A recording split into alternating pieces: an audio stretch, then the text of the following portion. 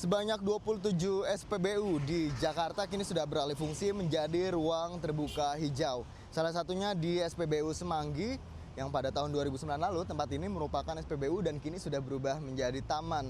Dalam kurun waktu tahun 2009 hingga tahun 2012 sudah ada sekitar 4 hektar yang disulap menjadi ruang terbuka hijau.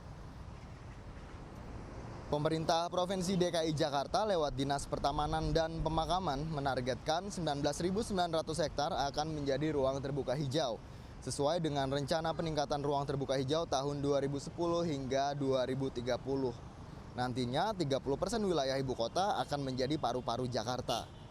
Bayangkan di Jembatan Semanggi ini yang selalu padat tanpa refungsi SPBU menjadi lahan terbuka hijau, polusi langsung dapat terhirup. Dan kini salah satu SPBU di Semanggi inilah menjadi paru-paru Semanggi.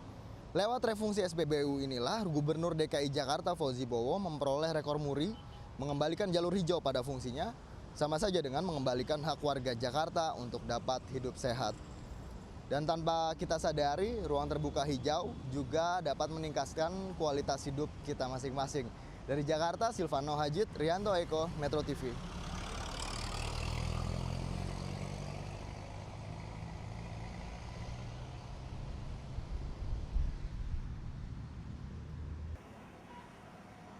Tiba-tiba saja puluhan warga miskin di Jakarta mendatangi kediaman Gubernur DKI Jakarta Fauzi Bowo di Jalan Tuku Umar Menteng, Jakarta. Kedatangan mereka ini untuk hendak menukar kupon sembako seharga Rp25.000 yang diperoleh dari seseorang yang tidak mereka kenal yang ternyata palsu belaka. Kuat dugaan, penyebaran kupon ini sengaja dilakukan oleh orang-orang yang tidak bertanggung jawab dan bagian dari black campaign terhadap pasangan Fauzi Bowo Nahrawi. Kami sangat terkejut karena sejak awal pendirian FDJ kami sudah memilih peran, dan di dalam pilihan peran itu kegiatan pembagian sembako atau hal-hal yang serupa ini memang tidak masuk dalam rancangan kegiatan kami. Kampanye hitam atau black campaign sepertinya sudah menjadi hal biasa dalam perjalanan demokrasi di Indonesia. Biasanya, kampanye hitam ini dilakukan secara diam-diam dan lewat berbagai cara.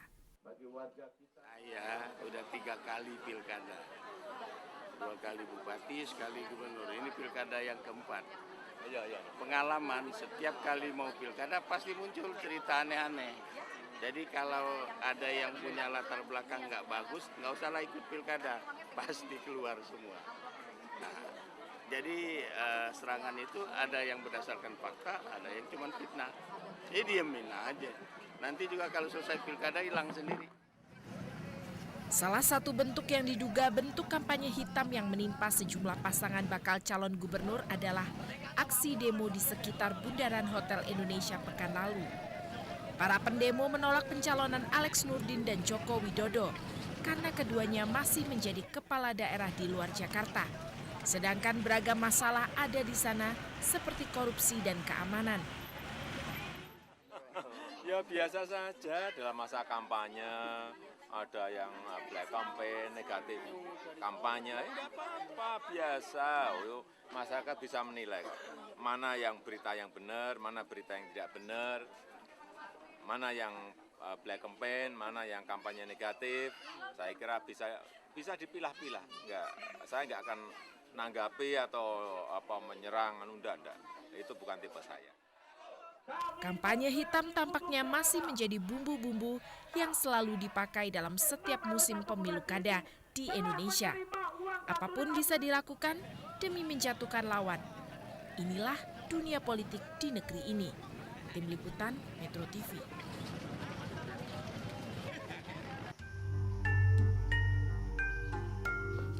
Bunga Rafflesia adalah sejenis bunga parasit yang hidup menempel pada akar kayu. Bunga ini menjadi lebih terkenal setelah salah satu gubernur Inggris Stanford Raffles yang menjajah Bengkulu menemukan bunga berdiameter besar tersebut. Maka kemudian bunga tersebut diberi nama Rafflesia sesuai dengan nama penemunya yaitu Stanford Raffles. Bakal calon bunga Raffles yang ditemukan ini sekilas mirip dengan sayuran kol, Hanya saja bakal bunga rafflesia ini berwarna coklat kehitaman. Sedikitnya ada 12 titik bakal bunga tersebar di kawasan hutan Bukit Daun yang berhasil ditemukan.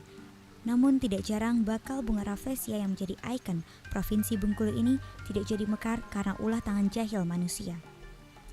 Salah seorang warga menyebutkan dari pengalaman mereka selama ini, bakal bunga yang ditemukan akan mekar sempurna sekitar 2 hingga 3 bulan ke depan. Masa mekar bunga hanya 10 hari, selanjutnya layu dan mati.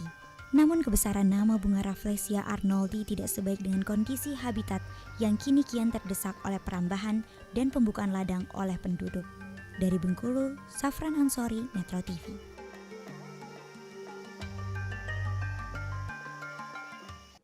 Menjatuhkan pidana terhadap terdakwa Dimas Ginting dengan pidana penjara selama 2 tahun dan pidana denda sebesar 50 juta rupiah dengan ketentuan apabila denda tidak dibayar diganti dengan pidana kurung selama 3 bulan.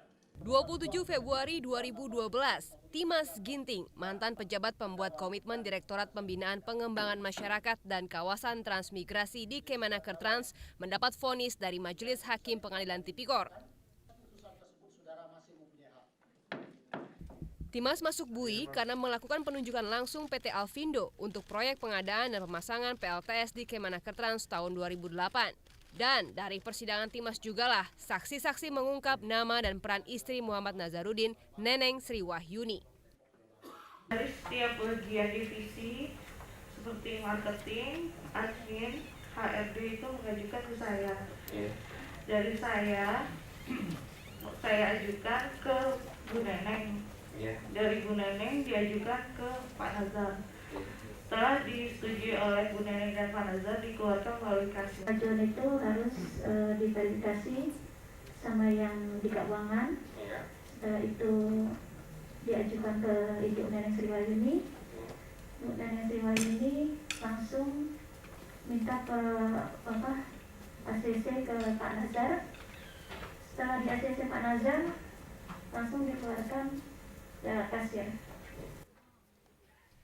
Proyek PLTS Kemenaker Trans senilai 8,93 miliar rupiah dinilai telah merugikan negara sebesar 2,92 miliar rupiah. Kerugian yang justru berwujud keuntungan bagi PT Anugrah Nusantara, perusahaan milik Nazarudin, Neneng Sri Wahyuni, Mindo Rosa, dan Marusi Matondang. Lewat penunjukan langsung PT Alfindo Nuratama Perkasa yang merupakan perusahaan pinjaman atas nama PT Anugrah Nusantara inilah, Neneng diduga menerima keuntungan 2 miliar rupiah. Tim Liputan Metro TV.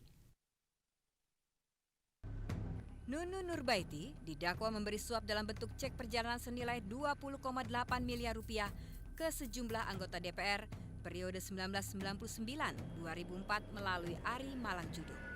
Cek pemenangan Miranda S. Gultom sebagai Deputi Gubernur Senior Bank Indonesia 2004 dalam bentuk 480 lembar cek BII masing-masing senilai 50 juta rupiah.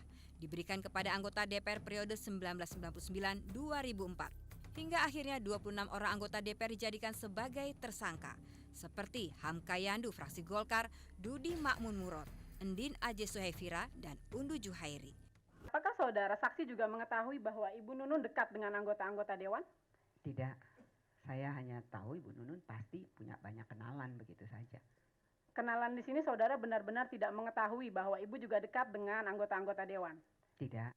Sebelum masuk ke pemeriksaan dan persidangan di tahun 2012 ini, istri mantan Wakapolri Adang Dorjatun ini juga pernah melarikan diri selama 1 tahun 10 bulan.